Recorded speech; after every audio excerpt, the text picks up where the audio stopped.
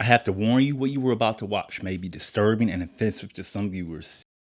This is the story of a man slowly losing his mind or gaining his sanity, depends how you view it, as he battles with his id. In case you're not familiar with the term, some smarty art guy named Sigmund Freud came up with. The id is like the suppressed instinct part we all had. The ego is like the side we project to the public. Imagine you a black guy with dreadlocks taking the elevator up to your hotel room.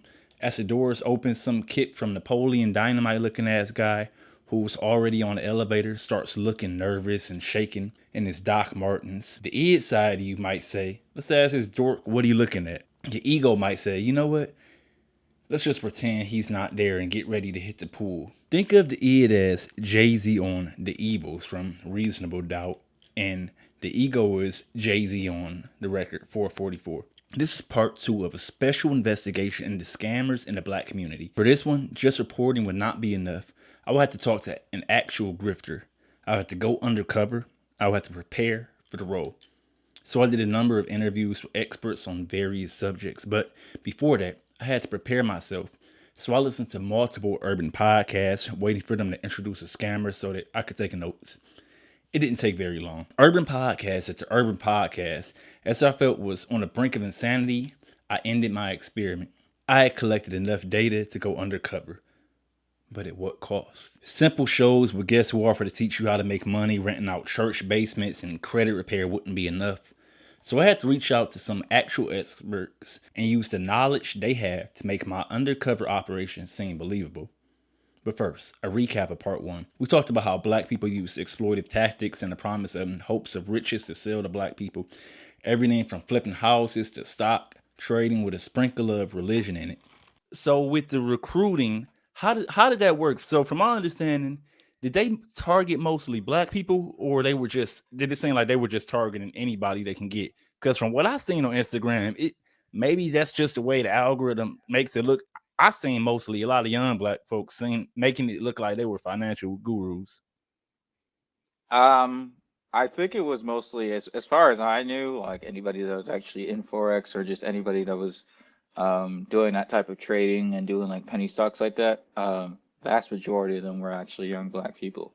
I'm not sure if that's just something peculiar just for the black community in particular, but as far as I knew, it was mostly black people. I did see some like people from other ethnicities and different backgrounds and stuff, but it was all types of black people for the most part for me. Can you talk about like what were their recruitment tactics like? Because I've heard it being compared to basically cults or people that's trying to trick you into joining a religion. I mean, it's the same idea. Like, you know how like the Everest commercial used to come on and niggas used to just shit on you for like sitting on your couch. I see you sitting on the couch about to roll up that big old ball of nasty ass, sticky ass, stimmy ass Strebo.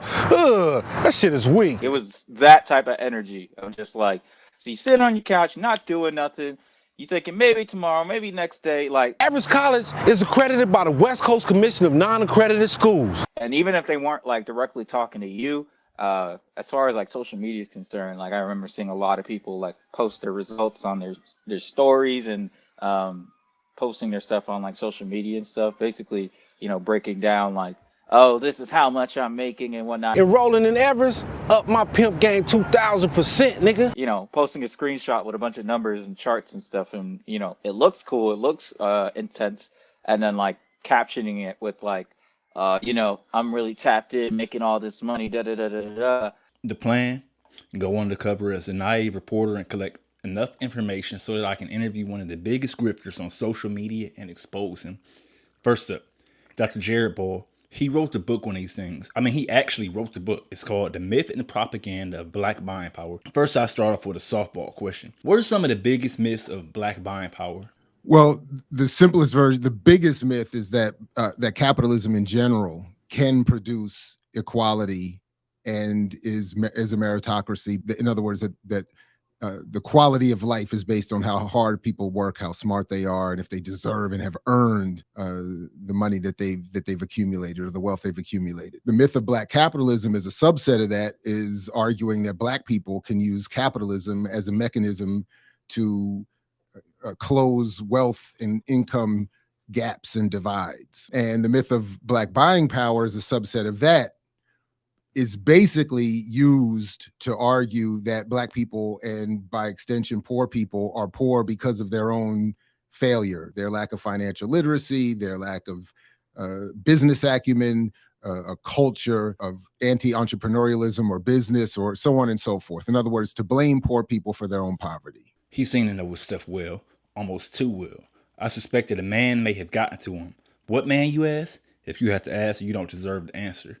So I asked him tougher questions about reparations. Let's just say in an ideal world, if they figured out some system over maybe a decade to distribute this money, then what would that look like for Black Americans if they actually did give us land and money? What would that look like? Because we still are in a land that's racist, a class, obviously you can't really, unless you do it through generations somehow, you really won't change your class status as a Black person. Maybe one family, but as a whole, that would never happen. Is that something you could answer? What do you think that would look like if that was achieved? I think about this all the time, and there are a number of different ways that this could work. But the shortest version that I can give is that I think the best way to approach it is to be more concerned with what people have said in the past about the equality of outcome as opposed to an equality of opportunity. So for starters, without even some necessarily revolutionary process, well, although it would probably take one even to get this far, the shift in the economy would be to just simply redistribute the wealth that this society produces,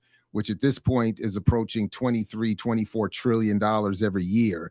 That is the gross domestic product of the United States. That is the value of all the goods and services and the wealth generated by those goods and services in a year.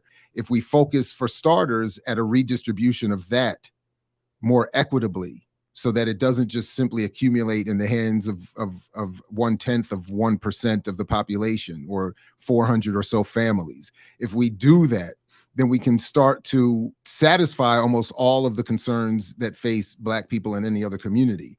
If you just simply start canceling debt, if you simply start redistributing the wealth that society produces in any number of different ways, you can reach the desired outcomes. You would end up in a situation where everybody has decent housing, room to live in, healthcare, quality jobs, education, food, et cetera, and so forth. And then from there, once humanity gets to that level of peace and distribution, new ideas, new methods, new pathways to an even better world could be developed. That's the best way I think of how we should look at it, whether we're talking about reparations for Black people specifically, or something that's going to be more broadly impacting on society. Again, he had every logical answer. I put all of that in my backpack of knowledge while I prepared for the biggest interview of my life. Before I could leave, I had one final question I heard conflicting answers to about sneakers. How many pairs of Jordans Black people need to sell off, and what Instagram financial course he recommends to help Black people gain wealth? So none, 0 across the board. There are no Instagram courses worthy of purchase that are going to help explain the proper pathway to genuine equality or redistribution. You don't need a course for that. You need to join political organizations, get politically educated, and then from there, the answers and the solutions, the real ones, will be developed.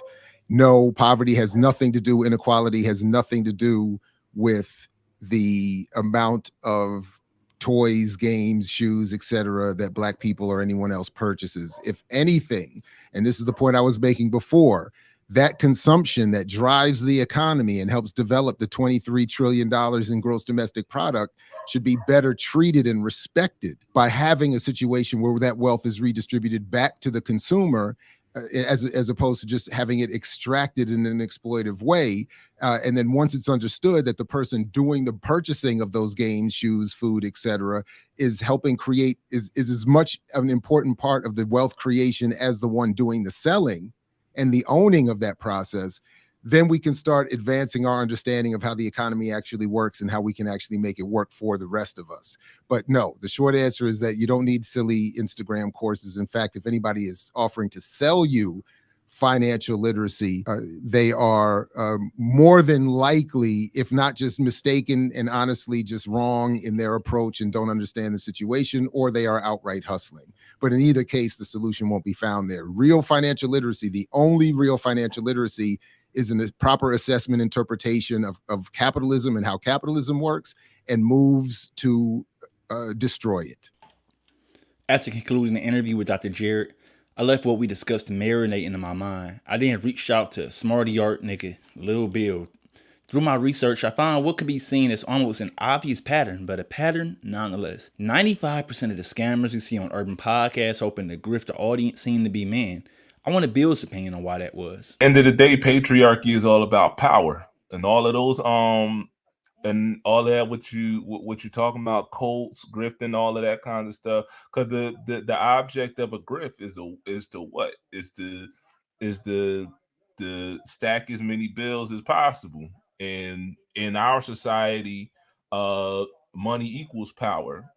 And not to get too much into the academia or all of that kind of stuff. And no, you can go into it, because that's that. You know, I kind of wanted to go into all of that. That's why I'm reaching out to people with more experience. But yeah, you can get into it. Well, all I was really was going to say is that according to what's called hegemonic masculinity, and I'm not going to get into all because that's a whole story in itself. But according to hegemonic masculinity, a man is supposed to be three things, right? It's supposed to be a protector, a provider, and a priest over his household. And your worth as a man in our society is directly correlated to your ability to do those three things, but especially your ability to provide. Because if you can provide, then you'll be able to protect. And if you can't provide, then how you going to be priest over somebody? How you going to tell me how am I going to draw strength from you? How you going to be a moral compass and you're not even fulfilling, you feel me, your primary role in the hierarchy or whatever? But yeah, most definitely it's a product of patriarchy, because like I said earlier, it all comes back to power. And the way that society teaches us the dynamic between a man and a woman is that the man is supposed to be the powerful one, right?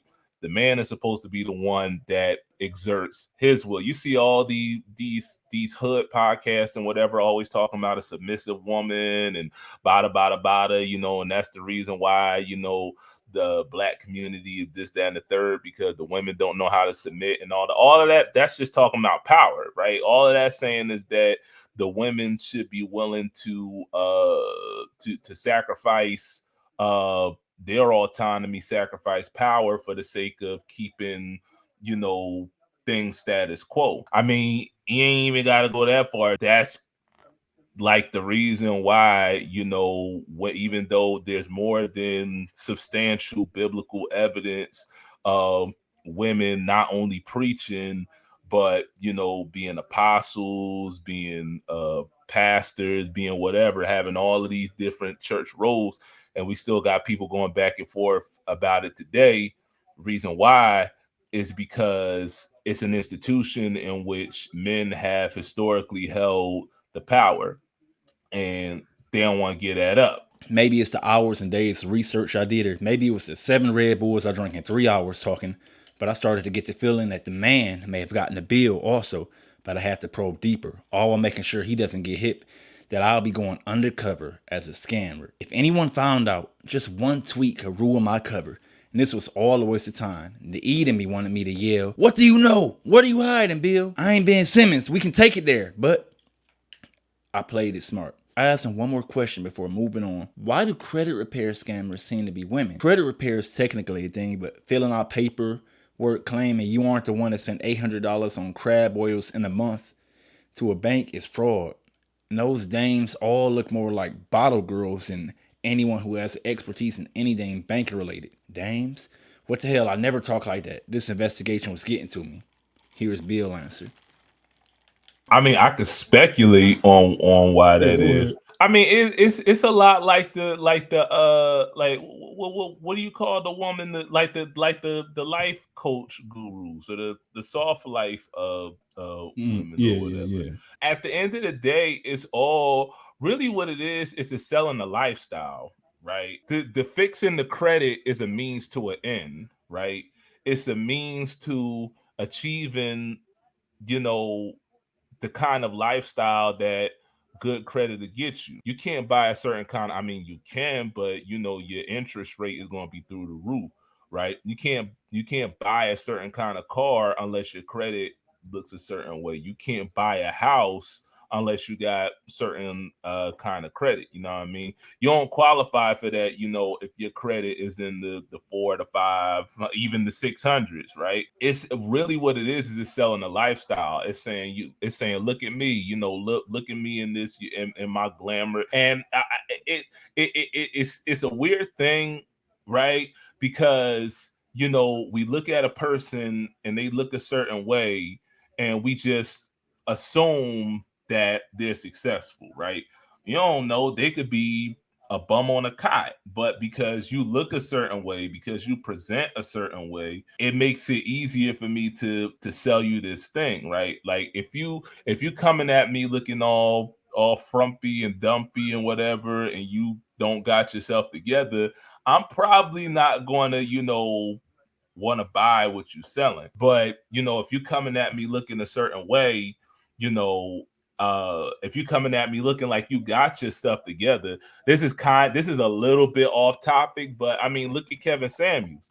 That was part of the reason why he was able to, trick a whole bunch of people into thinking that he was something that he wasn't. That nigga was broke for most of his life. Matter of fact, if I'm not mistaken, I think he died broke. But he presented himself as some, look at me, with my, I'm nice, clean cut, got my facial hair trimmed up and whatever. I got this nice, designer suit on or whatever. I look like the type of person that knows what I'm talking about, right? I look like I got it all together. So, I mean, that's why I would speculate why that is because it's easier for me to sell you on something if I look like my mother used to say, fake it till you make it until you figure it out. You know what I mean? And that seems to work for whatever reason. My suspicions have been confirmed. Bill had been corrupted. I started to worry everyone I spoke to could be corrupted soon. I had to move fast, so I wanted to get straight answers from anyone. So I hit up my guy Dom. He works in advertising for some company I'm not allowed to say, either because it doesn't exist or he doesn't want to get doxxed. That mystery will have to be solved another day. I had to be very subtle about it so he could trust me. I first asked him about ads and promotions on urban podcasts. Why they never disclosed that it's an ad. Legally, it would depend on the venue of distribution. Morally, absolutely. I have a feeling that we're not going too deep into like the moral perspective here, but I would say when you talk about venue of distribution, so radio, so if you're going over like AM or FM radio waves, you have like FCC requirements that you have to like hit. It's one of the reasons, like if you ever listen to like a disc jockey or a radio show, they'll say something like, "Oh, we got to go pay some bills," or "word from our sponsors." And then when you're talking about like method of distributions, like social media, if you're doing Instagram, YouTube, Twitter, most of those sites require you to TikTok. Most of those sites are going to require you to like let people know that this is a. Yeah. So the FTC, Uncle Sam, they like to be in everybody's business. So I can't just say pocket $50,000 and say my buddy he's selling I don't want to call it a scheme. That's a little bit. He's selling a course to maybe not get rich quick, but get rich really fast for $1,000 to $1,500. You telling me I have to tell the audience that? But if I tell them, then they may not want to sign up for it. If I just tell them that if it's an ad, but if I just make it seem like, hey, it's just two guys talking, why can't I just do that? Yeah, I mean, listen, dog. You can. End of the day, man, you can do whatever you want. The question is like, are you willing to accept the consequences of what can happen if you get caught? Consequences? It's just two guys talking. That's not my fault.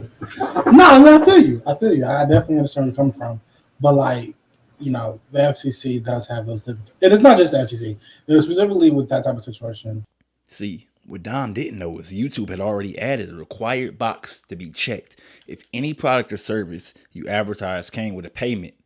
And none of these urban podcast hosts who promote scammers disclose it. I'm sure the FTC is building the case, but I moved on. The man can get to him at any point. I needed to know if these grifters online were actually legal or not, and I could feel myself slipping in and out. A character at this point, I was fighting to keep the Ede in control, like Bruce Banner does, kind of trying to control the Hulk. I mean, touche. Yeah, I mean, listen, if you at the top of anything that's taking advantage of other people, then from your perspective, it probably is going to be taking good. advantage. It's just a pyramid. I mean, people like pyramids. People go all the way over to Egypt to look at the pyramids, and it's just, and those are thousands of years old. I'm just saying, you know, if I say I'm selling a product and I get 3 people to sell it, then 3 other people. Next thing you know, we all making money, right? You know, the pyramids that people go over there to visit were created by slave labor, right? Okay, slave labor. Some of them might have had songs. I seen the Prince of Egypt. They sang a few songs in there. It probably wasn't all bad.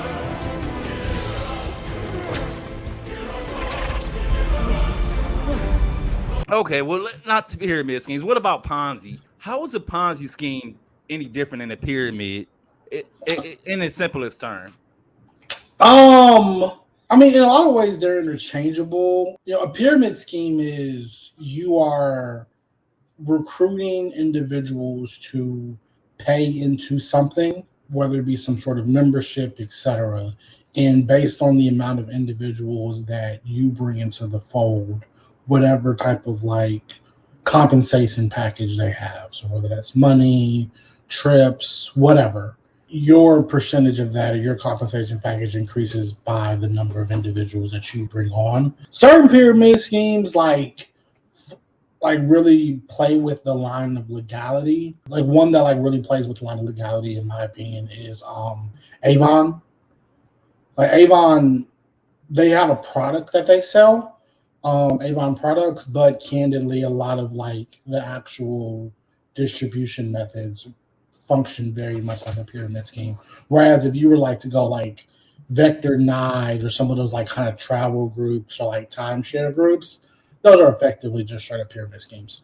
A Ponzi scheme is more so like a scam from like a financial perspective where the scheming happens on the back end as opposed to the front end. So a Ponzi scheme is if I take $5 from you and then I pay another person their return on investments of $4, and I pocket that $1 as my profit. And then you keep going over and over and over in that circle. If they never do name Charles Ponzi, who was like a financial planner and I think his name was Charles. I'm pretty sure Charles. It's like a financial planner and a financial like investment guru. And he created essentially a whole bunch of like dummy holdings and dummy sales. And anytime someone like people would give them their money to invest, and anytime someone wanted like their ROI, he would just use it from the money that people were investing instead of like whatever he was supposed to be getting on the market. So it's just taking money from one person to give it to another and you taking your cut. But as I'm sure you would assume, eventually, if everyone tries to take their money out at the same time, someone's going to end up short. So it sounds like what you're saying is as long as I get my money out early enough, I can walk away with some profits. You know what's funny? It actually was one dude who did that. But I mean, the other 99 all, were. So you're saying there's a chance? Yeah, I mean, there's a chance that you could jump out of a plane with no parachute and not die as well. I wouldn't recommend doing it though. Okay, so I've been scrolling on Instagram, and every week I see a new guy. They selling the course for this and the course for that for to learn crypto or to learn forex. Question: how many crypto courses do I need to sell to close the black and white racial gap?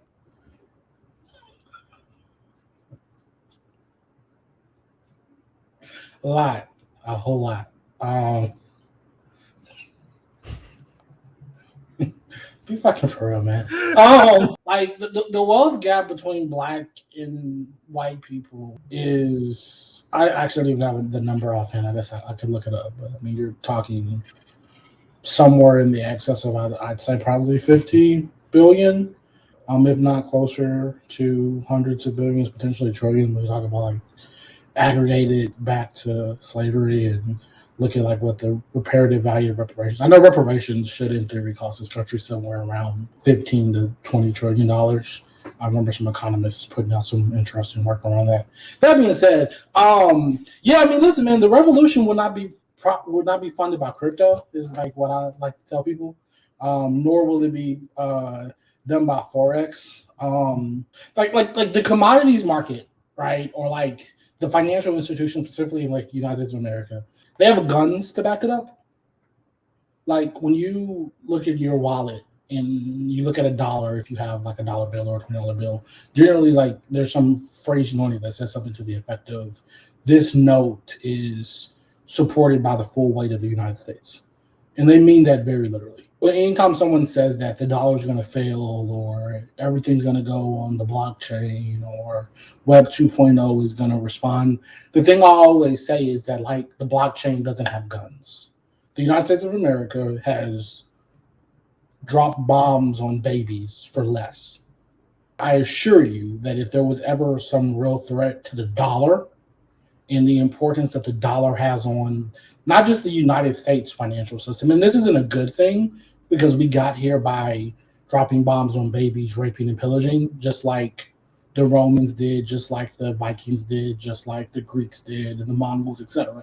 Nonetheless, where we are in the structure of our society today, the United States dollar is the most important single commodity in the globe. If something was to threaten that in a sincere way, it would be annihilated extremely quickly and with like very just prejudice. What crypto, what forex was, crypto specifically, is just a wealth siphon for the rich. If you look at most cryptocurrencies, they have something that's called whales, which is essentially like the individuals who like own the vast majority of like this particular crypto. Most of those individuals are billionaires. What it is a whole bunch of rich people in Silicon Valley or in DC or in Saudi Arabia or wherever decided, hey, we're going to do this interesting thing on like this web place and create these digital tokens. And we're going to get a whole bunch of people to purchase them. And we're going to like subscribe some sort of value to it. It's called a pump and dump in like stock terms. We're going to put it out. We're going to build it up. We're going to make the value increase at a huge amount. We're going to sell it when it's at its peak. And then when it drops down, everyone who made it go that high will lose their money. Okay, but that's why you see the volatility in those markets. They're just pumping ups.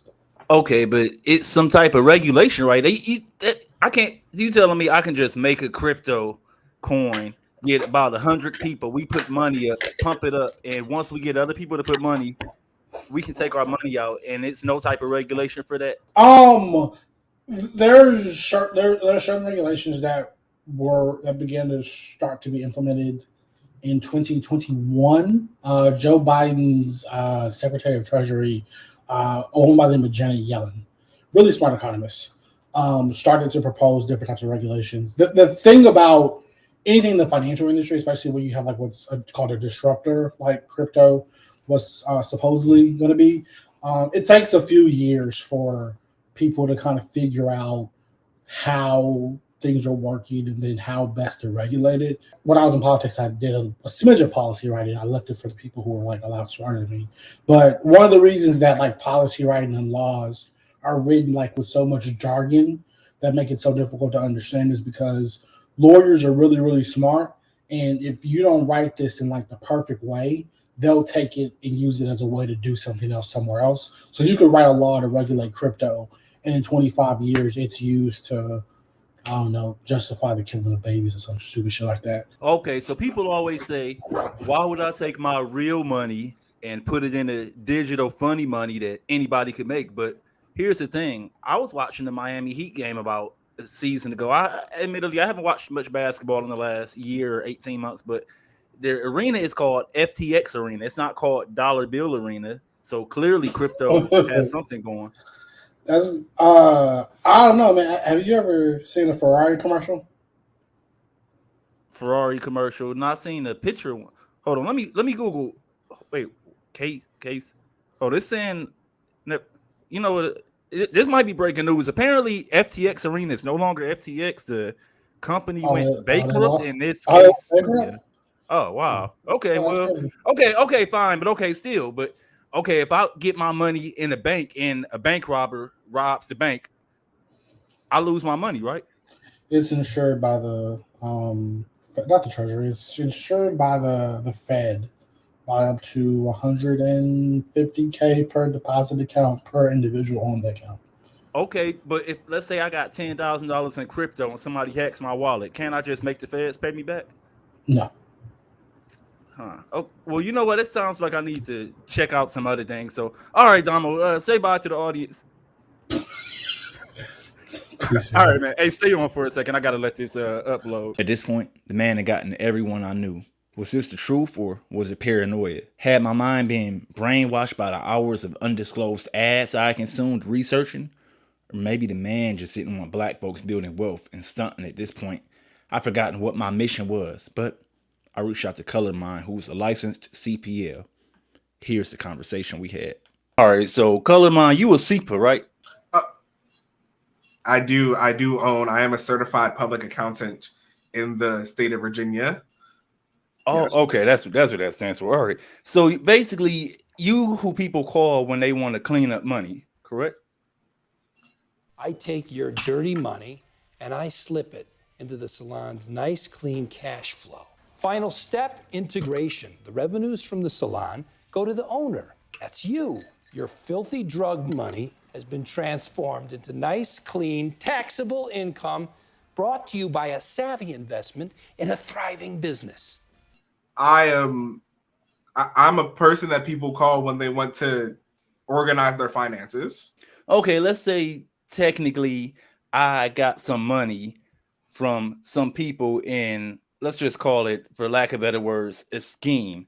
Question: if I buy a Mercedes G-Wagon and I want to write it off as my taxes, but I don't want to do anything like Toro because I don't want poor people riding around in it, can I still just write it off of my taxes if I drive around it and I make business calls?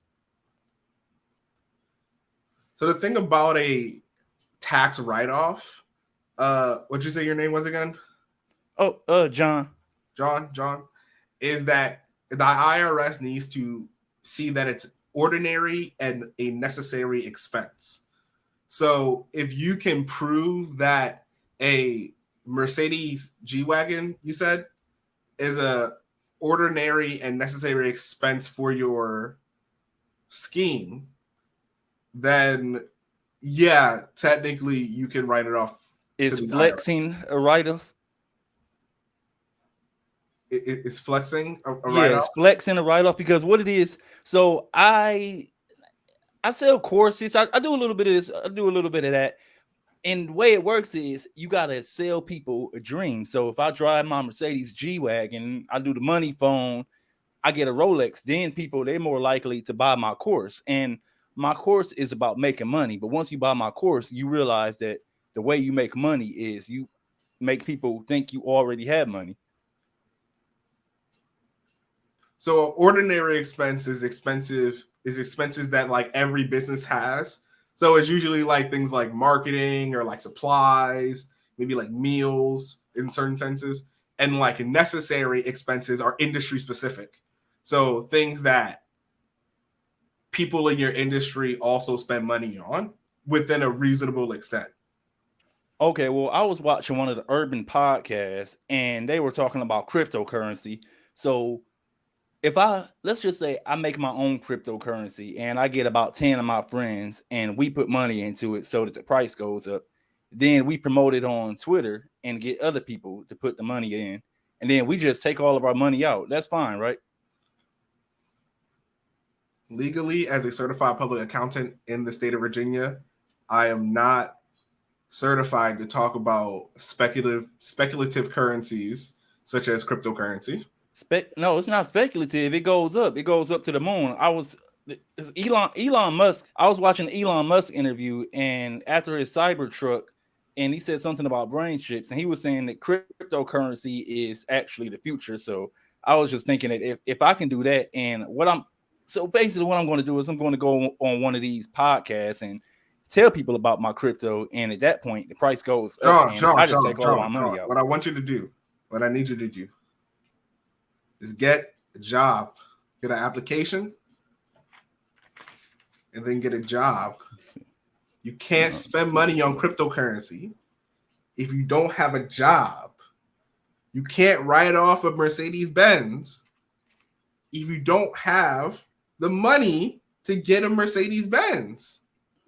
Well, I was watching another John, are you interview, and listening? they were telling me what. Get So a what I can job. do is I can fill out an application for a bank loan, and I can use someone else's social security number, like if they just loan it to me, who makes enough money. And then when I get the G-Wagon, then people think that I have the money, which help me sell the courses. Who's going to loan to you?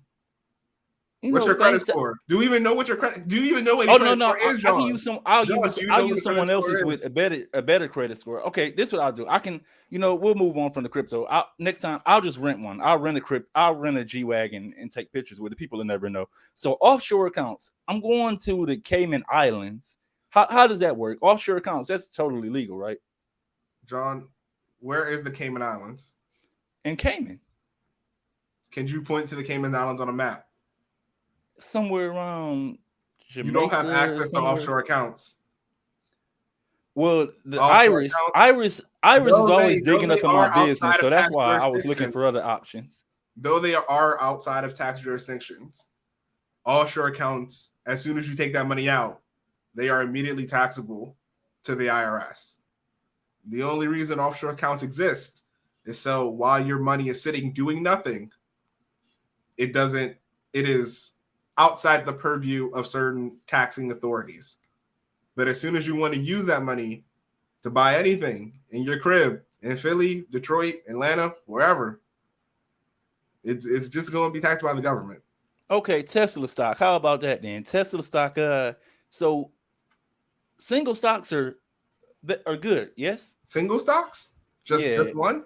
Because single stocks, those are the ones everybody talk about on the news. I'm not really interested in those slow. What's it called where they put a whole bunch of stocks in the bag and the index fund? Right? Index fund. Yeah, the index fund. That's boring. I want something that I need something that I can post on Instagram instantly when it goes up a lot. That's what I'm looking for. Index fund, yeah, over 30 years, it's going to outperform most single stocks if I pick them randomly. But Tesla, sure, they haven't been around that long as Ford or anything like that. But Elon Musk was telling me, I seen him on Saturday Night Live. I never seen a Ford on Saturday Night Live. Anybody that owns Ford, like the car company.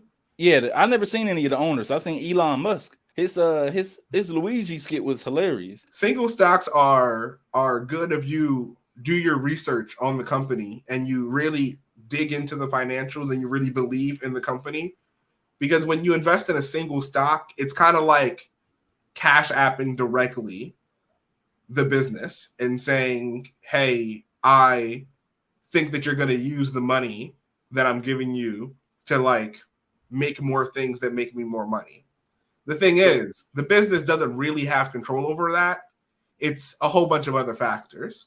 So those boring index funds with a lot of different businesses in them are actually what make you the most money over time, because they average out the amount of L's that you have to take and maximize the amount of W's that you take, because you're going to get all the gains that all the different businesses have.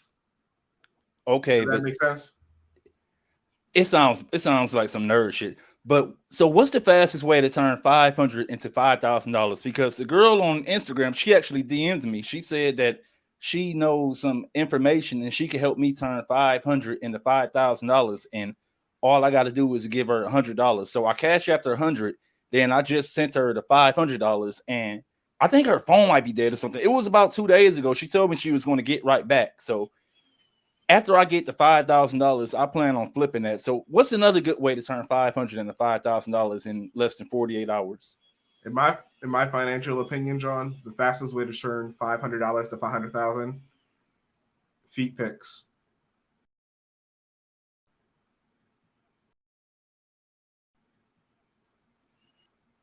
Okay, interesting. I was thinking about opening the business where I manage people feet pics.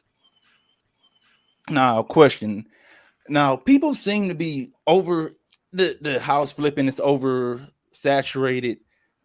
crypto schemes seem to be oversaturated. So I was thinking, everybody likes puppies, everybody likes cats. So what do you get when you combine a puppy and a cat? Exactly, a tiger. It's like a bigger version of it. Is it a business model where I can basically sell tigers? Are you familiar with Big Meech? Big who? Big Meech. You know, he's the star of the BMF show. He had an infamous party where he brought a tiger in. So I was thinking about, would that be a good business model where I grow? Well, you don't grow tigers, you breed tigers. I breed tigers and then sell them to people. What are the tax implications of that? Can my tiger be a write-off? No. To the entire idea, no. You know what? I see why they don't have CPAs on any of the podcasts. You are a bit of a killjoy. Do you say yes to anything? Like, why did you even go to college if you can't help somebody turn 500 into 5,000? I can't do my crypto. The Cayman Islands isn't good. Tigers. It really sounds like the best way is to slowly invest money into something that's surely to be proven over the last 100 years and just collect interest. You got it. That's it. Okay, well, that sounds boring. So I got somebody else I'll talk to. All right, thank you. After detoxing for a few hours in the salt room and burning some sage, I gotten back to my senses and remembered my original mission, to expose the scammer. Armed with this knowledge, I reached out to him and hoped he'd reply to my DM. I simply said, "Yo, I'm trying to get on." Before I could finish a set of push-ups, he replied, "This is that interview." So, Mr. 92, Mr. brixxs, 92 brixxs, not sure what you prefer to go by, but it's a pleasure to sit down with you and allow me to interview and record this. Why don't you tell the people a little about yourself? Yeah, peace, guy. First thing I just want to say is, more black people, we need to do things like this. Get together and figure out ways that we can group other people. And I sent that email that you sent me. No, this is not a 501c that I had, but we plan on getting that established sometime within the next 7 to 15 years. You can just call me brixxs. You see, 92 brixxs is a thought leader, a master of the shadow self, an introvert, an extrovert, a king in a higher plane, a master of the retrograde, the future and the past, due to knowledge. Okay, that was a lot. I don't know where to start, but you know what? I'll get it all when I watch this later. My question, Mr. brixxs, how does any of that make you qualified to give financial advice? And also, I see you doing a nationwide tour in just about every black city in America. Can you tell us about that? Blessings. So you see, my qualifications qualify me to challenge the status quo and create a unique space for collaborators, explore innovative ideas, and addressing pressing issues of the community that will force enlightenment and empower the viewers to view the connections of the universe and the shadow self. Do the knowledge, nigga. Yeah, you didn't actually answer my questions. I'll make it easier. So is this a religious tour? Or are you a motivational speaker, financial literacy? What is this? Is chicken and egg, is goldfish currency. It's everything in one. The knowledge of God spreads through the collective dopamine of the audience. You see, I teach people to tap into their flow state and reach the higher power level. Over 9,000. Do the knowledge, nigga. Moving on. Okay, so the financial thing. I see you talk about wealth building and generational wealth for black people. You brought various so-called experts on tour with you. So what would you say to those who claim capitalism, systemic racism, and generations of various changing laws is what's keeping black people in a lower financial state compared to other groups? Well, yes, I brought thought leaders, dream leaders, those who can see beyond what the eyes show to go further than legs can take. Because legs are just legs, but dreams can go anywhere. Do the knowledge. So I see you with a lot of rappers and you hang out with people who claim to be investment masters. Just for example, this pic from last week, this is you and Atlanta rapper Lil Toddler and someone called King Investment Crypto God. At least that's what his Instagram says. What exactly license and training does he have to give that kind of advice? Please try and stay on topic. We see me and my team and affiliates all scour the earth for those who seem to increase their power level. Crypto is digital, but what is money? What is a dollar? How is a dollar better than crypto? Well, United States currency is insured by the federal government, and crypto is backed up by Pixie dust. I don't know. I'm not the one who recommended it, but you have, in fact, on average, the cryptocurrency you've recommended over the past 36 months is down 75%. Well, wins, losses, ties, the guys know all about that. As we seek a universal paradise, we have to expect to go down before we go up. Look at a pogo stick.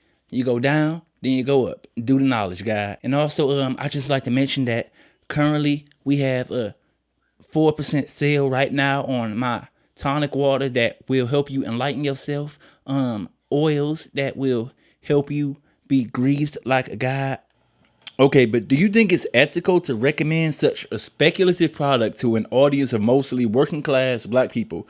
CNN, Fox, CNBC, any news source has info showing during the crypto crash and NFT crash, which you also recommended, some of the most affected were black people. Yeah, losing $5,000 in crypto to someone making $250 a year doesn't hit the same to someone making $25,000 a year. Risk? What a risk. We answer to the higher plane and aura of the ancestors who guide us and want us to fail so that we can rise. Are you saying the ancestors wanted you to make money from touring, having your friends promote various, we'll call them shady opportunities for thousands of black people to lose money? Do the knowledge. You heard it here, people. Do the knowledge. I wish I could say it was an honor, Mr. Brixx.